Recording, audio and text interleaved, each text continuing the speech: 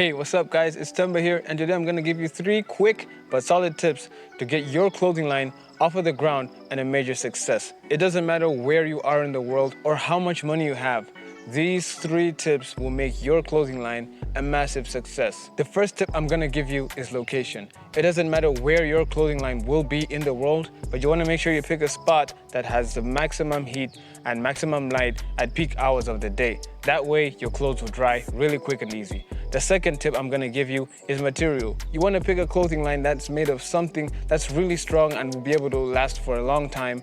Also will be able to withstand all sorts of weather, but also won't damage your clothes. So get a good material for your clothing line. Now to our last tip, distribution. You wanna make sure your clothes are not just heaped on top of each other or onto the line, or that you're using too much space in between them. You gotta make sure that the clothes are evenly spaced away from each other to maximize the length of your clothing line.